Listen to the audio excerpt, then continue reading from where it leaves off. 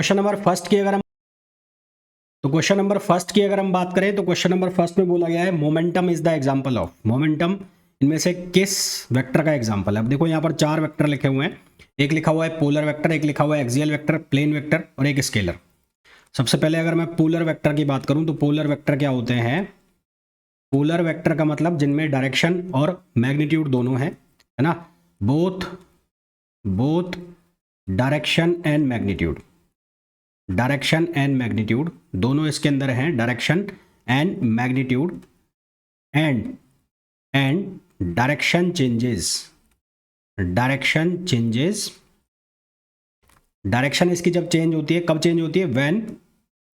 When coordinates reversed. When coordinates जो हैं वो रिवर्स कर दिए जाए तो डायरेक्शन इसकी क्या हो जाती है? चेंज हो जाती है। When coordinate reversed then direction changes. Coordinate reversed,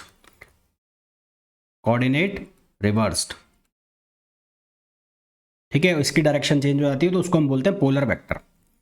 दूसरा लिखा है हमारे पास एक्सियल वेक्टर। तो एक्सियल वेक्टर क्या होते हैं? एक्सियल वेक्टर का मतलब वो वेक्टर जो क्या करते हैं? रोटेट करते हैं, है ना, रोटेट करते हैं। Vectors which rotate about a point.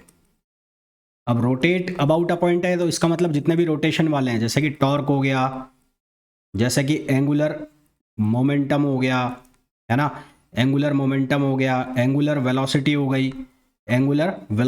गई, ये सारे के सारे एग्जाम्पल होते हैं किसके? एक्सियल वेक्टर के। अगर मैं बात करूं मोमेंटम की, तो मोमेंटम जो है वो कौन सा एग्जाम्पल हो गया? किसका हो गया? पोलर वेक्टर का एग्जाम्पल हो गया। तो मोमेंटम किसका एग्जाम्पल हो गया? पोलर वेक्टर का। तो हमारे पास जो करेक्ट आंसर आ गया वो क्या आ गया? Polar vector. प्लेन वेक्टर की अगर हम बात करें, तो प्लेन वेक्टर का मतलब क्या होता है? जो एक प्लेन में रहता है ना। प्लेन वेक्टर का मतलब क्या हो गया? Vector which remains in a plane, जो एक प्लेन के अंदर ही रहेंगे। जैसे कि एक फोर्स को मैं आगे की तरफ बढ़ा रहा हूं तो उसको हम क्या कहेंगे? प्लेन वेक्टर कहेंगे। तो हमें पूछा है मोमेंटम, तो मोमेंटम किसका एग्जांपल हो जाएगा? पोलर वेक्टर का एग्जांपल हो जाएगा। नेक्स्ट क्वेश्चन पे आइए। नेक्स्ट क्वेश्चन में बोला है the motion of rocket is based on. अब बहुत सारे जो बच्चे हैं उनका आंसर ये होगा कि इसका एग्जांपल जो मोशन ऑफ रॉकेट है वो जो है आंसर आएगा इसका केपलर्स थर्ड लॉ। पर अगर आप केपलर्स थर्ड लॉ लगाओगे तो गलत हो जाएगा, है ना। Kepler's third law itself is based on Newton's third law. Kepler का जो तीसरा नियम है वो खुद ही न्यूटन के तीसरे नियम पर बेस्ड है।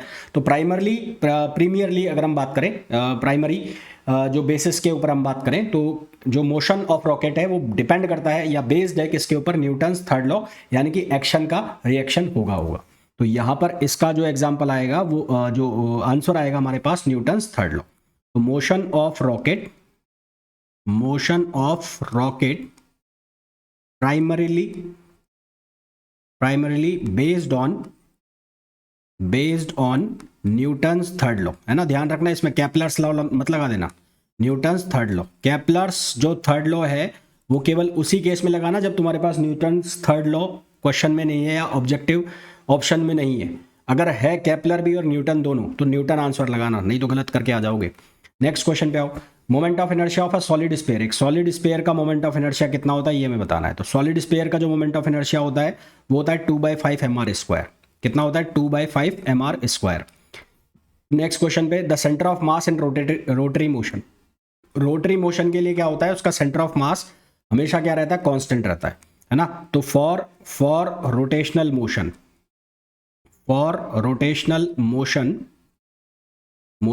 its center of mass is always remains constant। इसका जो सेंटर ऑफ मास है वो हमेशा क्या रहेगा? कांस्टेंट रहेगा। तब जब मैं किसकी बात कर रहा हूं? रोटरी मोशन की बात कर रहा हूं। तो हमारे पास जो आंसर आ जाएगा वो आ जाएगा C, remains unchanged. Next question पे आइए। When two bodies of equal masses are under the action of central force. जब दो बॉडी हैं जिनके ऊपर सेंट्रल फोर्स लग रहा है, मान लो एक बॉडी ये है और एक बॉडी ये है, ये इसके ऊपर सेंट्रल फोर्स लगा रही है, ये इसके ऊपर लगा रहा है, यानी कि ग्रेविटेशन फोर्स लगा रहे हैं। Then the velocity and acceleration of centre of mass. अब दो बॉडी हैं जिनके ऊपर सेंट्रल फोर्स लग रहा है, वो क्या करेंगी? रोटेट करेंगी। अब रोटेट करेंगे तो उसका जो वेलोसिटी और एक्सेलरेशन ऑफ सेंटर ऑफ मास है वो क्या रहेगा, रिमेन अनचेंज। अभी मैंने आपको बताया था कि जो इसकी वेलोसिटी है सेंटर ऑफ मास की वो क्या रहेगी, अनचेंज रहेगी। तो वी सी जो क्या रहेगा, जीरो रहेगा। और वेलोसिटी अगर जीरो हो गई तो एक्सेलरेशन भी क्या हो जाएगा, जीरो हो जाएगा। वेलोसिटी और एक्सेलरेशन दोनों क्या हो जाएंगे, जीरो हो जाएंगे। क्यों?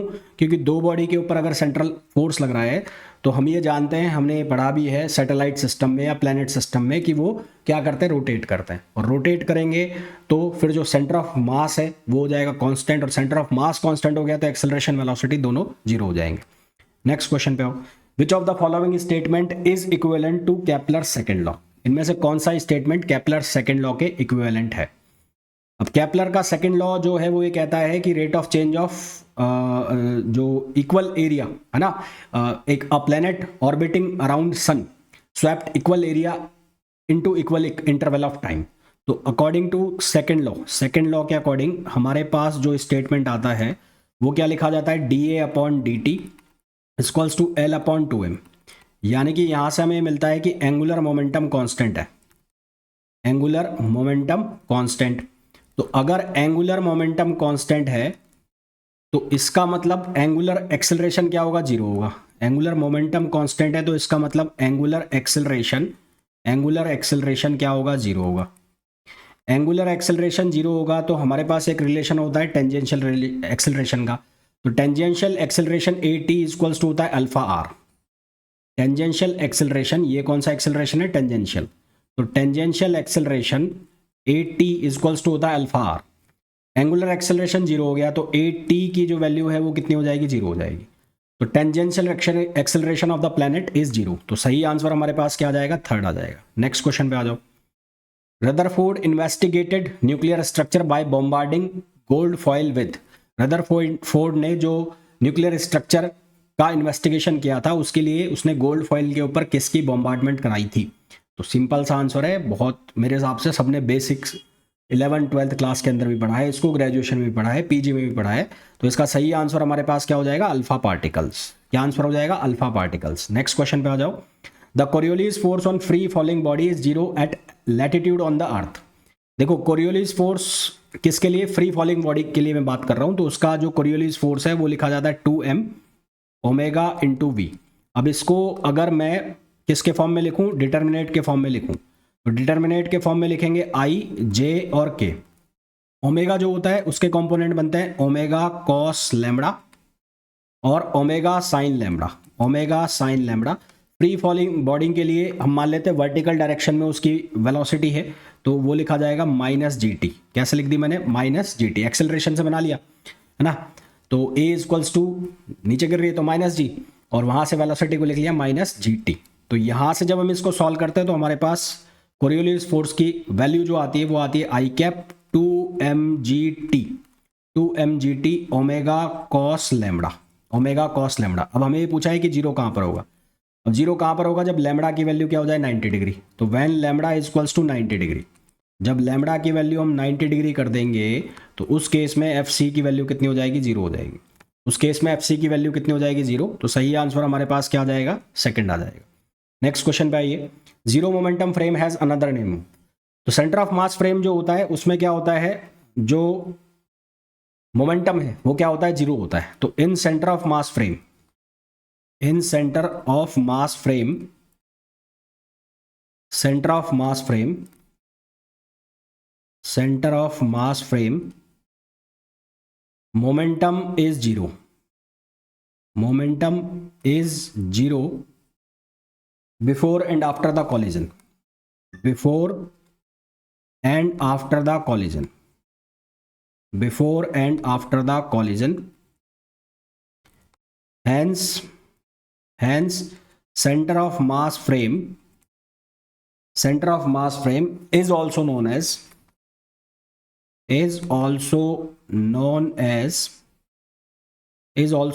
zero momentum frame, is also known as zero momentum frame। तो इसलिए हम इसको जीरो मोमेंटम फ्रेम भी नाम देते हैं। तो सही आंसर हमारे पास क्या हो गया, ए हो गया, 1। नेक्स्ट क्वेश्चन पे आ जाओ। नेक्स्ट क्वेश्चन के अंदर हमें बोला गया है what is the duration of day when radius of earth suddenly. यहां पर आपको लगाना था कंसेप्ट ऑफ एंगुलर मोमेंटम।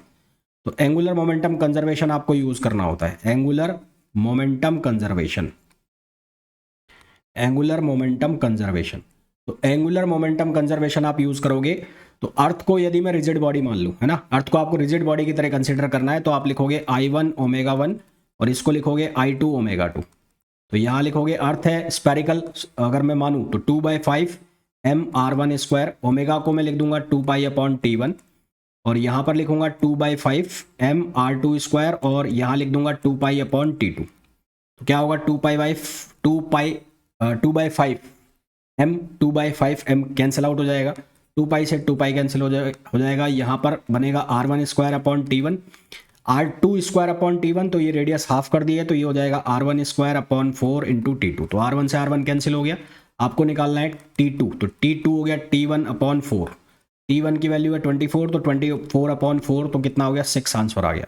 तो हमारे पास जो आंसर आ जाएगा वो कितना आ जाएगा 6 आ जाएगा। Next question, in Rutherford experiment on scattering of alpha particle by a metal foil, the scattering cross section depends on the angle of scattering theta is। तो scattering cross section का हमारे पास जो फॉर्मूला होता है, scattering cross section का formula होता है number of scattered particles per unit solid angle per unit time, per unit solid angle per unit time upon intensity of incident particle, intensity of incident particle। अब यहाँ solid angle की एक value है, याद रखना, ये जितने भी मैं लिख रहा हूँ ये चीज़ें याद रखना, पूछा जा सकता है आपसे ऑब्जेक्टिव में। सॉलिड एंगल जो मैंने बोला है, तो सॉलिड एंगल का फॉर्मूला आप याद रखना, इसको हम रिप्रेजेंट करते हैं d ओमेगा से, और ये होता है 2π sin phi और d phi, 2π sin phi d phi।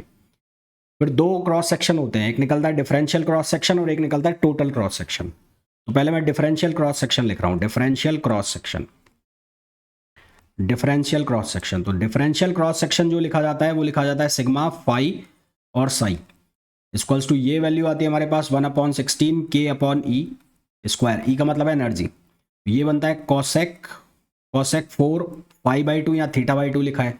तो यहाँ से साफ साफ दिख रहा है कि sin 4 θ/2 के रेसिप्रोकल है, ये डायरेक्टली प्रोपोर्शनल नहीं आएगा, रेसिप्रोकल आएगा, तो आंसर तो ये आ जाएगा।